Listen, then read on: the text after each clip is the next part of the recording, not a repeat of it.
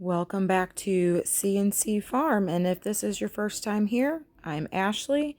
Nice to meet you, and thank you all for stopping to check this video out. Fall is in the air, guys. It is right around the corner, and I am a pumpkin fanatic. I've been craving something pumpkin for quite a while. So we are going to go into the kitchen today, and we are going to make some homemade pumpkin scones. These are super easy. If you've never made scones before, this is a great starter recipe. Super simple, basic ingredients, and they're super yummy, and that's all that matters. So once again, thank you all for stopping to check us out, and let's get into the kitchen and get these scones started. So in a large bowl, you're going to add 2.5 cups of all-purpose flour, 1/2 cup of packed brown sugar. We're going to measure out a tablespoon of baking powder. There's our baking powder. And we're going to measure out 2 teaspoons of cinnamon.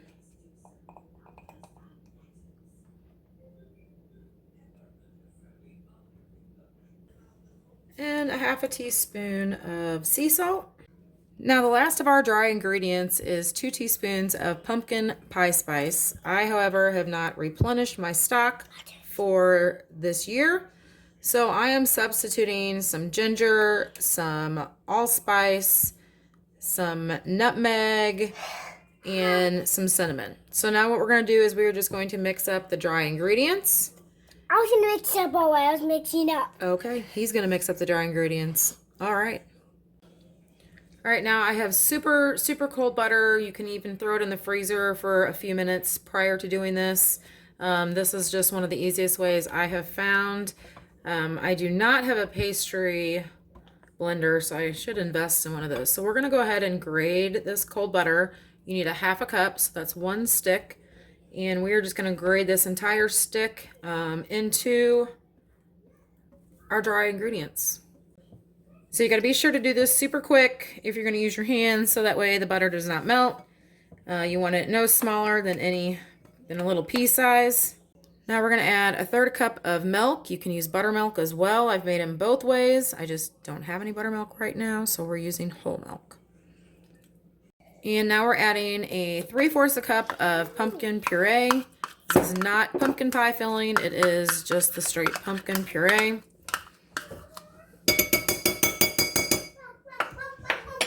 And then now we are going to be adding a teaspoon of pure vanilla extract.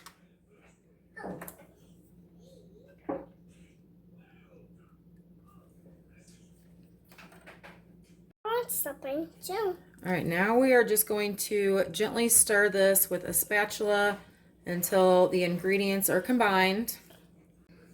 All right, so we're going to put this down on a floured surface. We are going to fold it over a few times. And then we are going to flatten this out into an 8-inch circle.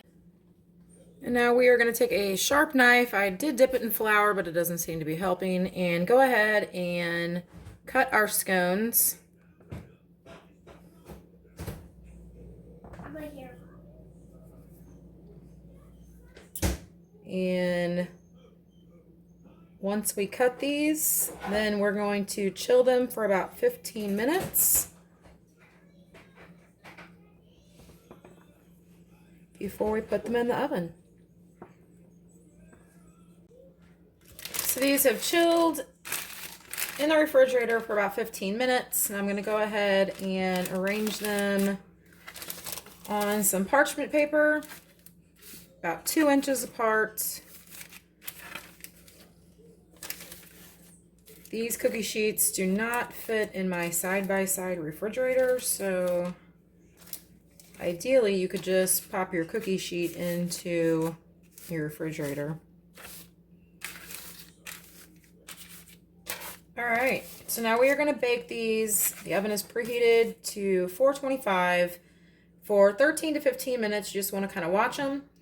Now also, the original recipe states at this point you can gently brush the tops of these with some buttermilk. But like I said, I'm not using buttermilk today, so we are going to leave that off. And I've done this before. It turns out just fine because we're going to drizzle this with a little bit of icing once they are cooled. So let's get these guys in the oven. So while the scones are in the oven, we're going to go ahead and mix up our glaze. And I have a half teaspoon of vanilla in the bowl. And it calls for a half a cup of powdered sugar. And I am just going to eyeball this. And then a few teaspoons of milk. And then you can also add a little bit of cinnamon or nutmeg or cardamom. And today we are going to add a little bit of cinnamon. And again, I'm not measuring this. We love cinnamon, so I know it won't be too much. And then let's add a little bit of milk to this. You don't want to add too much. You can always add more.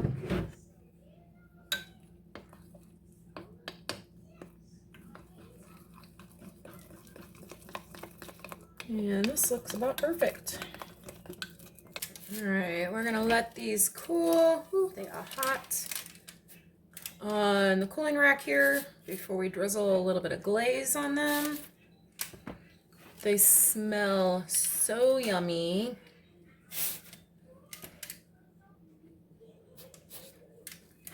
Turned out pretty good. All right, we're gonna let these guys cool and then we will drizzle the glaze on.